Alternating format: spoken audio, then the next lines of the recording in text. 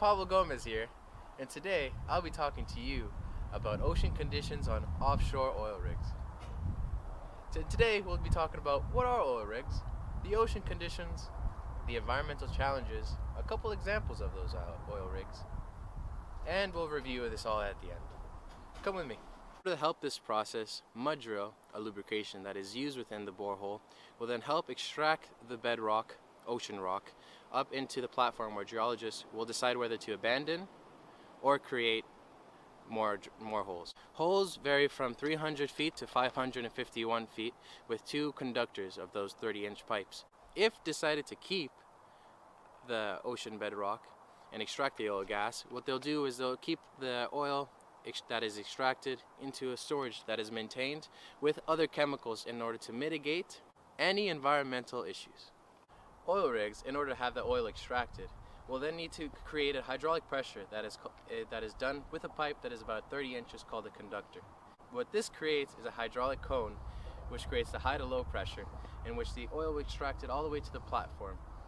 Essentially, in order to help the process, mud drill liquid is used into the borehole, bore, which will then lubricate the ocean bed. There are different types of oil rigs, 10 in fact, in which I will be reviewing. There are different types of oil rig platforms. The main ones we'll be talking about today are 4 and 5, the vertically tension leg platform, 7 and 8, the semi-submersible platforms, and number 9, which is always needed to be there, which is the floating production and storage, which helps with offloading along with weather broadcasts and, more importantly, safety. It's a careful process that two tubes connect between platform 9 and or 4, 5, or 7 and 8. They pump oil to the storage tank number 9 and then take it to the onshore where they will take it on for further use.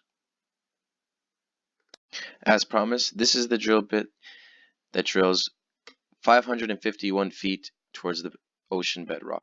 In order to make an oil platform, you need to make sure that the oil conditions are just fine. When working in the oil platform, they have to ensure that 17 meters per second wind speeds are not occurring. This is because during this level, gale winds are produced.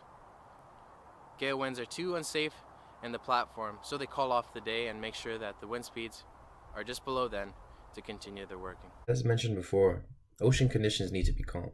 In 1891, they began doing oil rigs in freshwater systems, but in 1896, they began to do it in saline water. Engineering has made it that every single oil rig platform has to be round in shape.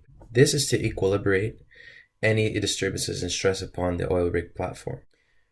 To further show you some examples of ocean conditions, I brought to you 3 different types of oil rigs. Oil rigs Hibernia, located southeast of Newfoundland, Los Angeles oil rig, and the Gulf of Mexico oil rig. Let's take a look. Over here we have the oil platform Esther. Water is relatively calm and the wind speeds are about 0.7 meters per second. The currents are traveling southeast. As you can see, upwelling occurs, and which is common to see in oil rig platforms as they are offshore and near the coastline. It is very common. We now look at the Gulf of Mexico, where it also has upwelling, and this time it's much more severe. However, the wind speeds are relatively small, about 0.15 meters per second, and it relatively moves upward towards the northeast. Next, we have oil rig Hibernia, which is southeast of Newfoundland, which is the largest platform in North Atlantic Ocean. As you can see, there's a cold current and the warm current of the Gulf of Mexico that is heading northeast, and over here we have very calm currents that are about 0.10 meters per second, showing the trend of calm waters on offshore oil rigs. Back on me. So, to finish off, we're going to go over the effects of the environment. The main concern on oil platforms are oil spills and oil explosions. The Gulf of Mexico is actually famous in 2010 for its spill.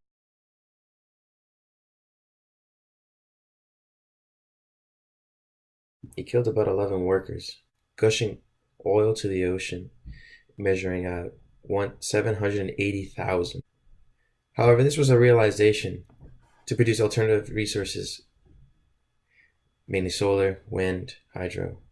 It is also very expensive. It's about $30 million used to, and the mudrow that is used for lubrication actually creates the water to be more saline. This makes it hard to break apart the hydrocarbons. It makes the little water a little more difficult to live in for the organisms. Organisms tend to attach to the platform, in which they notice that there's a decline in fish. However, there are programs to enhance fish population, since it's actually a worry now in the fisheries department.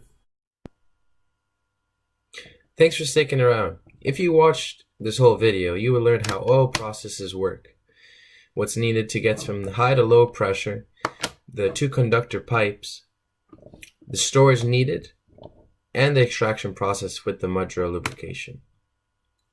If you stuck with me, you also learned that ocean conditions need to be calm.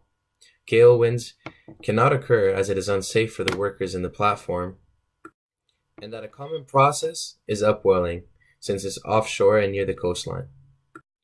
You also saw the environmental challenges oil platforms face with decreasing fish population, oil spills, and increasing the salinity of the water. However, with more oil spills, especially since the Gulf of Mexico 2010 spill, more alternative resources are being searched on, which means there's for a more cleaner and healthier future. Thank you very much for watching my first video. I hope you enjoyed it as much as I did making it. Take care.